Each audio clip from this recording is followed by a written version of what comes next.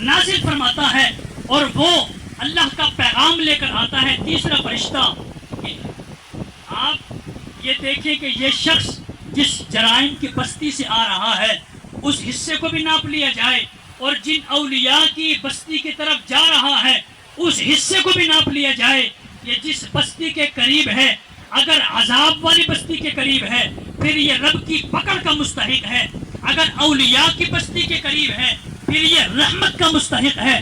تو اللہ رب العالمین کے عطا سے اللہ رب العالمین کو اس مجرم کا اولیاء سے نسبت قائم کرنے کا یہ عقیدہ اتنا پسند آیا کہ رب کی طرف سے اس کی زمین کو سمیٹ دیا گیا اور وہ اولیاء کی بستی کے قریب ہو گیا اور رب کی رحمت کا مستحق بن گیا۔ اور توجہ فرمائیں، نکتے کی بات یہ ہے کہ وہ فرشتہ آدمی کی صورت میں آیا۔ فرشتہ تیسرا فرشتہ حدیث ہے آدمی کی صورت میں آیا۔ اب فرشتے کون ہیں بتا سکتے ہیں آپ؟ فرشتے نوری ہیں، فرشتے نوری ہیں، لیکن رب کا نوری فرشتہ آدمی کی صورت میں آ رہا ہے، بشر کی صورت میں آ رہا ہے۔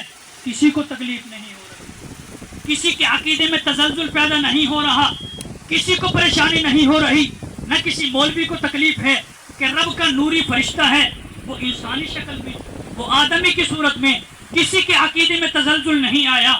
تو بتائیں، اگر ہم یہ کہتے ہیں کہ نبی صلی اللہ علیہ وسلم نور ہیں، نور ہیں، لیکن لباس بشری کے اندر آئے ہیں، تو یہاں عقیدے میں یہاں کون سی بدعقیدگی والی بات ہے کہ جو سراپا نور ہیں، سراپا نوری فرشتے، اگر وہ رب کی عطا سے آدمی کی صورت میں آئیں تو کچھ بھی خرابی پیدا نہ ہو۔ اگر محمد الرسول اللہ صلی اللہ علیہ وسلم کے بارے میں یہ عقیدہ رکھ لیا جائے کہ حضور نور ہیں، آئے لباس بشری کے اندر ہیں، تو معلوم یہ ہوا کہ اگر نوری فرشتہ لباس بشری کے اندر آئے اس کی نورانیت میں فرق نہیں آتا۔ اسی طرح محمد الرسول اللہ صلی اللہ علیہ وسلم نور ہو کر اگر لباس بشری میں آئے تو آپ کی نورانیت میں بھی فرق نہیں آ سکتا۔ اور دوسری بات یہ ہے کہ رب نے وہ فرشتہ بھیجا ہے، رب نے فرشتہ بھیجا ہے۔ وجہ کیا ہے؟ اگر رب نے بخشش فرمانی تھی تو فرشتے بھیجنے کی کیا ضرورت تھی؟ زمین کو ناپنے کی کیا ضرورت تھی؟ تیسرے فرشتے کو بھیجنے کی کیا ضرورت تھی؟ ضرورت صرف اور صرف ہمیں نسبت کا عقیدہ بتانا تھا کہ لوگوں، اگر میں خفیہ طور پر اس بندے کی بخشش کر دیتا اور اس کو بخش دیتا، میرے فرشتے نہ آتے، زمین کو نہ ناپا جاتا، تو یہ بات تم تک کیسے پہنچتی؟ یہ تمہارے عقیدے کے اندر بات کیسے آتی؟